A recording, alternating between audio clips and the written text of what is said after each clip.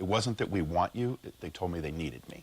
And corrections was in turmoil. Act 10 had just happened recently, in the year before, and corrections was a tough place to be after Act 10. Those measures really wreaked havoc in that agency. In what way?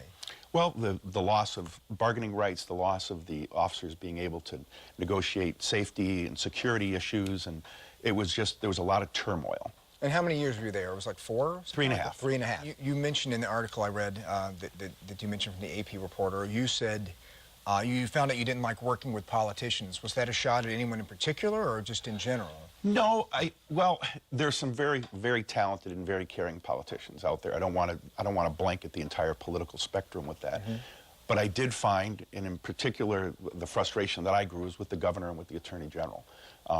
There was a change in Wisconsin that I felt once Walker was elected, and it was actually a change for a non-politician that scared me a little bit. We had the same party running the governorship, both houses, and the attorney general's office. And suddenly there was a bravado amongst people and this feeling of entitlement, and it almost felt like revenge. And they were going to make big, bold changes, and they didn't care if anybody agreed. And I think, as a common person, I think there's a value in having balanced legislatures and balanced offices because it requires people to compromise. It makes them come together to discuss how they're going to make things happen instead of by decree.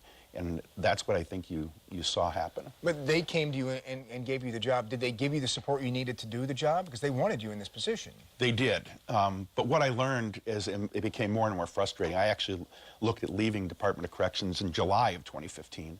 No, they wouldn't give us the support we needed. Especially, I mean, look at Lincoln Hills, which is a good example. I was asking for them to please move along the investigation. The Attorney General's office was dragging their feet unbearably on it.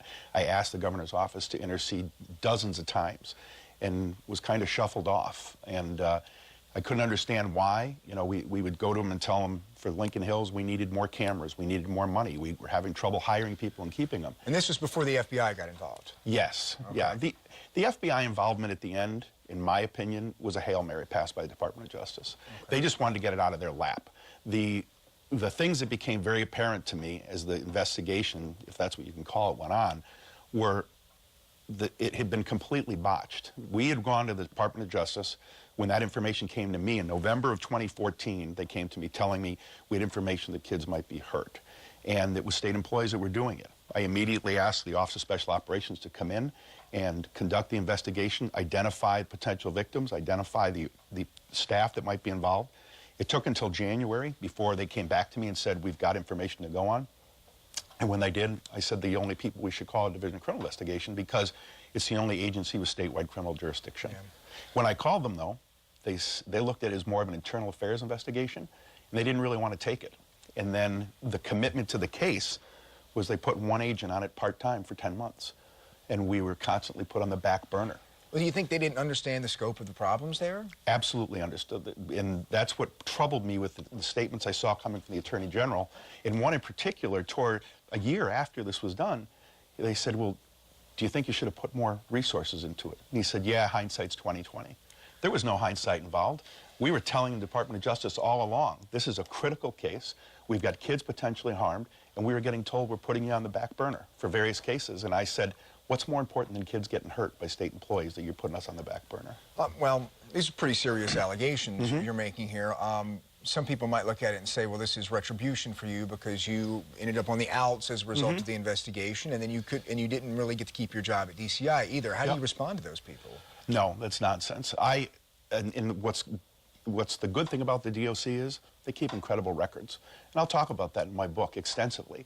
And the Department of Justice, the Attorney General made comments that I should have done more. Department of Corrections did everything we could. The Department of Justice wouldn't share information with us.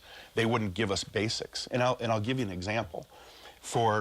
I asked them, I demanded they come and give me a briefing because they were very short on facts for us. They came down and they brought the Assistant Attorney General and some other staff, and I had my executive staff. They started to give me the briefing. They laid out a timeline that went the length of my conference table, almost 20 feet long.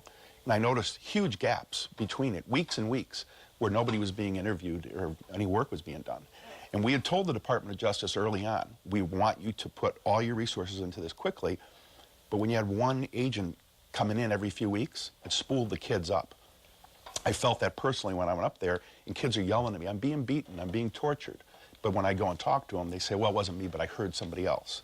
They wanted the place closed down. And when they gave me this briefing, they said to me, well, you have 5 youths that had their arms broken. I turned to my staff and I said, I've only been told about 3 people. And they said, yes, sir, just 3. And I turned back to the Department of Justice Assistant Attorney General. I said, you do have the medical reports on these kids, right? Yeah. And he said, no. This was 10 months into the investigation. And I said, well, do you have the incident reports? No.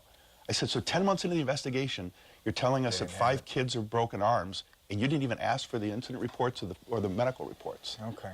Well, we're running a little short Sure. of time. I just want to tell you, or ask, is the book project still in the works? Oh, yeah. I've got 16 of 18 chapters done. As soon as that went public, I had multiple publishers contact me. Okay. So I'm just coming to a close on it, and I'm looking forward to getting it out there. I think people need something better to make their judgment on candidates rather than just what they see on TV. I think it'll be an interesting read. A lot of people would like to read it. Thanks for joining us, Ed. Thank you. Thank you, John. Yeah, no Appreciate it. problem.